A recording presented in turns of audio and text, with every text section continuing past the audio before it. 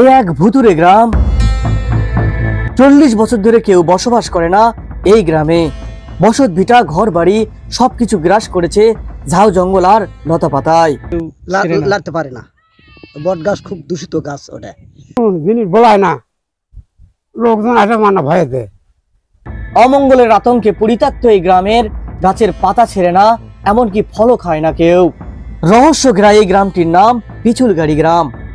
বগুড়ার শাহজাহানপুর উপজেলার এই গ্রামে 40 দশক আগে এমন কি ঘটেছিল যে সবকিছু ফেলে পালিয়ে গেল সবাই? আর কেনই বা কেউ এতদিনে এই গ্রামে ফিরে আসার সাহস পর্যন্ত করল না? এমন সব প্রশ্নের উত্তর খুঁজতেই আমি আজ হাজির হয়েছি জনমানবহীন এই ভুতুরে গ্রামে। আজ আমরা ছুটে চলেছি সেই ভুতুরে গ্রাম দেখার জন্য। কেন 40 বছর ধরে মানুষ বসবাস করে না, জানাবো সেই ভয়ঙ্কর কাহিনী। আমরা নাটোর রাজশাহী রোড ধরে আর অল্প কিছু দূর গেলেই পেয়ে যাব সেই ভুতুরে গ্রাম পিছুলগাড়ি। চলুন একসাথে দেখে আসি পিছুলগাড়ি গ্রামের ভয়ঙ্কর রহস্যময় গাথা কাহিনী। কি হয়েছিল সেই গ্রামের মানুষের সাথে?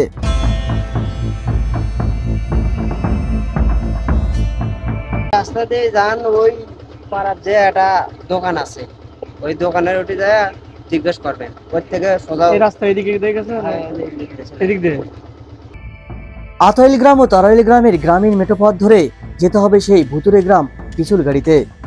বলে রাখি, 40 বছর আগে ভয়ে পিছুলগাড়ি থেকে পালিয়ে এসে এই দুই গ্রামেই বসত গড়ে তোলে অধিকাংশ মানুষ। কি দারুণ দুই পাশে মাটির বাড়ি, এর মাঝে রাস্তা ধরেই চলছি আমরা পিছুলগাড়ির উদ্দেশ্যে। এই গ্রামটিও যেন দেখতে ছবির মতো সুন্দর।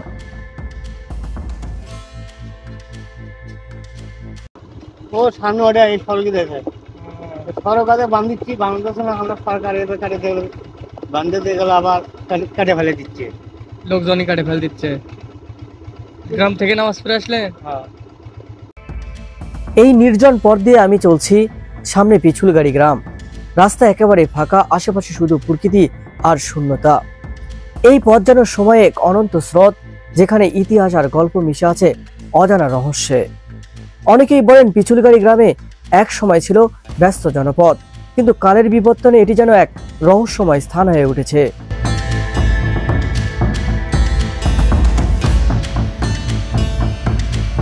আমি এখন গ্রামের একেবারে কাছাকাছি। দূর থেকে ভেসে আসছে গ্রামের নিস্তব্ধতা। কি রহস্য লুকিয়ে আছে পিছুলগাড়ি গ্রামে? আমার পিছনে যে এই গ্রামটি দেখতে পাচ্ছেন, এটাই হচ্ছে সেই ভুতুরে গ্রাম, যেখান থেকে 40 বছর আগে মানুষজন এই গ্রাম ছেড়ে অন্যত্র গ্রামে চলে যায়। আজকে আমি আপনাদেরকে এই গ্রামটি পুরো ঘুরে দেখাবো এবং এই গ্রামে কি রহস্য আছে তা খুঁজে বের করার চেষ্টা করব। চলুন একসাথে দেখা যাক। মেঠোপথ ধরে যাচ্ছি সেই রহস্যময় গ্রামটি দেখতে। কেন 40 বছর আগে এই গ্রাম ছেড়ে মানুষ চলে গিয়েছিল সেই ইতিহাস খুঁজতে। আমার সামনেই এখন দেখতে পাচ্ছেন সেই গ্রামটি।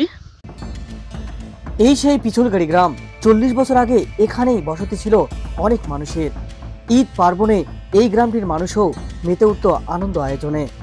জাগতিক দুঃখ বেদনা আহাজারি ধ্বনি হয়তো শোনা যেত আকাশে বাতাসে। কিন্তু এই গ্রামটি আজ একেবারে শুনশান ও নিস্তব্ধ। বন্য লতাপাতায় ঝোপঝাড়ে জঙ্গলে গ্রাস করে ফেলেছে সবকিছু। তৈরি হয়েছে এক ভুতুরে পরিবেশ। আপনি তো এই গ্রামে বসবাস করতেন, এই পিছুলগাড়িতে। আপনার কোন পাশে ঘর বাড়ি ছিল? আপনার ঘর বাড়ির কথা এখন মনে পড়ে না? 40 বছর হচ্ছে, আর কি এত মনে পড়ে? 40 বছর আগে মনে পড়ার টানে এখানে চলে আসছে। বাপ ওক বাড়ি দিতে, মা ওক বাড়ি দিতে, গোষ্ঠী ধরে মার দিত। এই গ্রাম ছেড়ে মূলত আপনারা কেন চলে গেলেন? এই গ্রাম চলে গেছি তখন 71-এর পরই ঢাকাতে মুক্তি, আর আসে খালি সারাদিন যা পাই ওগুলোই নিয়ে তুই আমাকে চলে না। আপনাদের এখানে যে হাজি সাহেব মেরে ফেলে তো ডাকাতেরাই হাজি সাহেব মেরে ফেলে দিছে। হ্যাঁ। হাজি সাহেবের বাসা কোন সাইডে ছিল কাকা? একটু দেখাবেন? হ্যাঁ, চলেন একটু দেখে আসি। আপনার বাড়ি কোন সাইডে ছিল কাকা? আমার বাড়ি এই সাইডে। এই সাইডে আপনারা বসবাস করতেন? হ্যাঁ, এই সাইডে হাজি বাড়ি, এটাই হলো হাজি। এটাই হাজি সাহেবের সেই বাড়ি? হ্যাঁ, পুরো সেই সময় হাজি সাহেব অনেক ধনী ব্যক্তি ছিলেন, তাই না? হ্যাঁ হ্যাঁ, আমাকে গ্রামের মধ্যে ধনী ব্যক্তি। এই গ্রামের পিছুলগাড়ি গ্রামের সর্বোচ্চ ধনী ব্যক্তি ছিলেন হাজি সাহেব, তাকেই আর ওই মনে আমার শ্বশুরের বাড়ি ডাকাত দলেরা মেরে ফেলেছে। মেরে ফেলে দেয়। তাও আসলো আমরা 2-3 বছর আসলো, থাকার পর আর থাকে পারিনি। যতদিন ডিউটি করা হয় ততদিন ডাকাত নেই। হাজি সাহেবের সেই বংশধরেরা এখন কোথায় অবস্থান করছে? ওই তাওল আছে, ভালটুন আছে, তারোলা গ্রামে হাজি সাহেবের বংশধরেরা আছে। হ্যাঁ। বন্ধুরা, আমি এখন মূলত যেখানে দাঁড়িয়ে রয়েছি এখানে ছিল হাজি সাহেবের বাড়ি। হাজি সাহেবের ঘর বাড়িগুলো এখন মাটির সাথে মিশে যাচ্ছে। দেখলেই বোঝা যাচ্ছে যে এখানে ঘর বাড়ি ছিল। সেই ঘর বাড়িগুলোই একেবারেই মাটির সাথে মিশে গিয়েছে।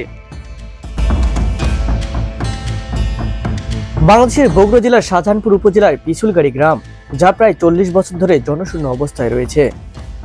স্থানীয়দের মতে এই গ্রামটি এখন ভুতুরে গ্রাম, এখানে বসবাস করাও বিপজ্জনক। এই গ্রামের লোকজন কেন এই গ্রাম ছেড়ে চলে গেছে? এই গ্রামের লোক কিছু দুষ্ট লোক আছিল, ওখানে তারা ওই মানুষের ক্ষতি করছে, কিছু করতো। তাদের চোর ডাকাতে আসে ওদেরকে উঠে দিছে।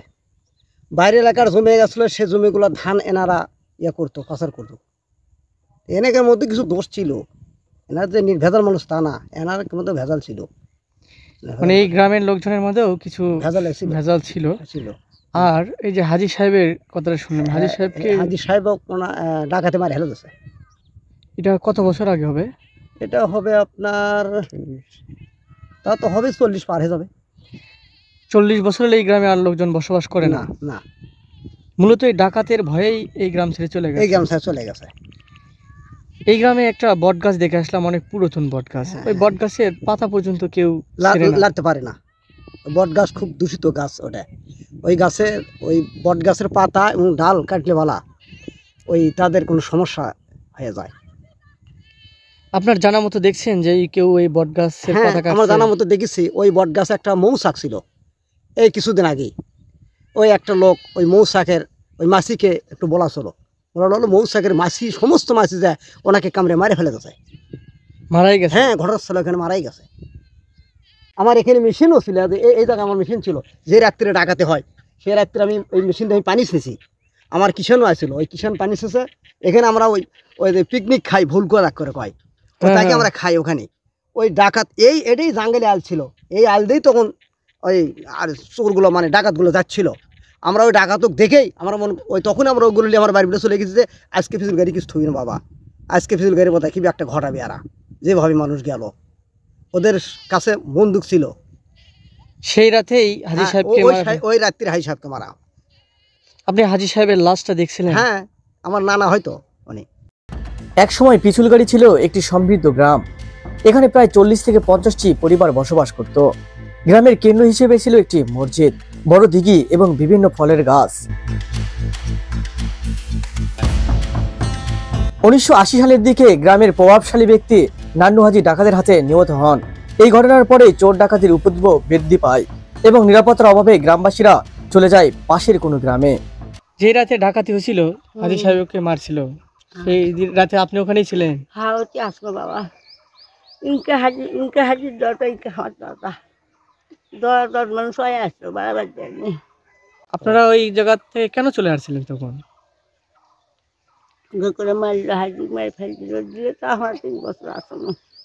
হাজি মারা যাওয়ার পরেও 3 বছর যাবত ওখানেই বসবাস করছিলেন? থাকে ওই হাজি আমার সম্পত্তির লোকে ওই পিস্তল আসে না করে। আপনাদের এই ডাকাতিগুলো খালি হাজির বাড়িতেই হতো? আরো আশেপাশে 2-1 বাড়ি তো আছে, তাহলে অত নয়, ওরই বেশিও আছে। ওকে বেশি ওই তুলে দিয়ে ওগুলো সব সম্পত্তি করি, ওই জন্যই বেশি করতে বলাই। শুধু আল্লাহর হুকুমে 10-20টা ঘর করে দিল, আমরা আবার চলে গেল ডাকাত। এখনো আল্লাহর কাছে ইচ্ছা আছে ওটি আমাকে কবরস্থান।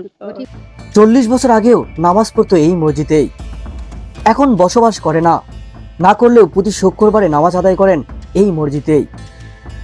আজও গ্রামের স্মৃতি ধরে রেখেছে এই মসজিদটি।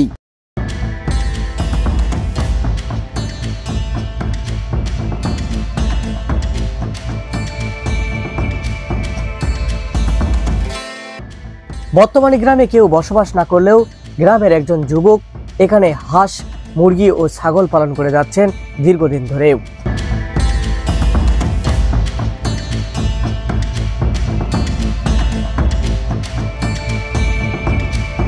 বর্তমানে পিছলগাড়ি গ্রামে কেউ স্থায়ীভাবে বসবাস না করলেও তবে গ্রামবাসীরা তাদের জমিতে চাষাবাদ করেন এবং কেউ মারা গেলে এখানেই কবর দেন।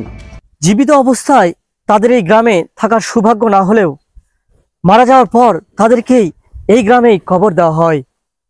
গ্রামে একটি বট গাছ এবং একটি জাম গাছ রয়েছে, যা স্থানীয়দের মতে ভুতুড়ে গাছ। বলা হয় জাম গাছের ফল খেলেই বা বট গাছের ডাল কাটলেই মানুষ অসুস্থ হয়ে যায়। এই কাহিনী ধরেই গ্রামবাসীরা এখনো ভয়ের সঞ্চারণ করে। আপনি এখানে এই হাঁসগুলো দেখাশোনা করেন? হ্যাঁ, দেখাশোনা করি। দিনের বেলায় হাঁসগুলো দেখাশোনা করেন? হ্যাঁ। রাতের বেলায় এখানে থাকা লাগে আপনাদের? না, রাতের বেলা থাকা লাগে না তো। কেন? কেন মানে এটি কোনো জিনিস বলায় না, লোকজন আসে মানে ভয়েতে। আর যদি আসেও তারা, তাহলে কি হবে? তারা ওই যেতে পারে না তো। মানে এই হাঁসগুলো আপনারা সন্ধ্যেবেলায় ওই ঘরে রাখে যান? হ্যাঁ। তারপরে আর না, একে নিশ্চিন্তে আপনারা বাড়িতে চলে যান? হ্যাঁ, নিশ্চিন্তে, কোনো প্রকার আশা লাগে না। এই পিছলগাড়ি গ্রামে এক সময় অনেক লোকজন বসবাস করত। হ্যাঁ।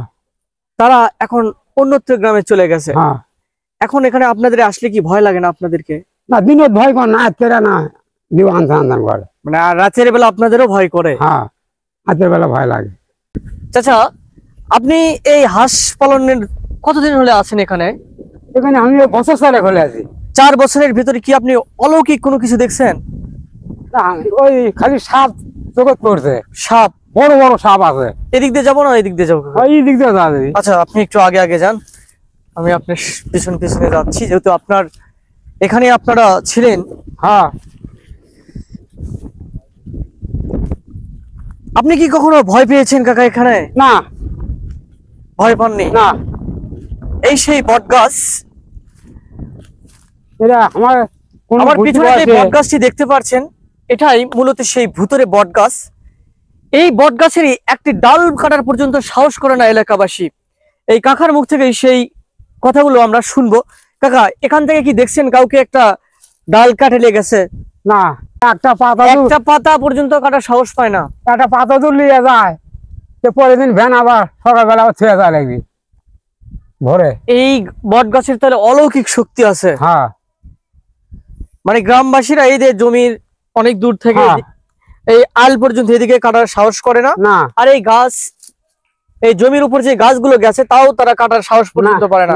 এমনি ভাঙ্গিয়া পড়ে ওই মাটি খাইয়া যাচ্ছে, তাও কেউ নিয়ে যাওয়ার সাহস না। না।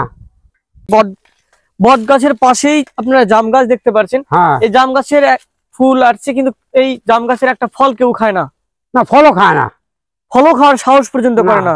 ভয় করে তো, এটা ক্ষতি হইবে। মানে এই ক্ষতি হওয়ার কারণে কেউ বলায় না পর্যন্ত এই জাম গাছগুলো। পাখি, আপনারা আমার এই পিছনে যে জাম গাছটা দেখতে পাচ্ছেন, এই জাম গাছের কেউ একটা পাতা পর্যন্ত ছেড়ে না। এখানে দুইটা রহস্য। একটা বট গাছের কাছে এই জাম গাছ, কেউ যাওয়ার সাহস পর্যন্ত করে না। আর এই জাম গাছের কেউ একটা জাম পর্যন্ত খায় না। পিছলগাড়ি গ্রামের ইতিহাস, কাহিনী এবং বর্তমান অবস্থার মাধ্যমে আমাদের একটি শিক্ষা দেয়, ভয় এবং কুসংস্কার কিভাবে একটি সমৃদ্ধ গ্রামকে জনশূন্য করে দিতে পারে। তবে সচেতনতা এবং উন্নয়নের মাধ্যমে এই গ্রামের আবারও জীবন্ত হয়ে উঠতে পারে। পিছলগাড়ির গল্প আমাদের স্মরণ করিয়ে দেয়, কুসংস্কার এবং ভয়ের চেয়ে মানবিকতা এবং উন্নয়ন আমাদের সমাজকে এগিয়ে নিতে পারে।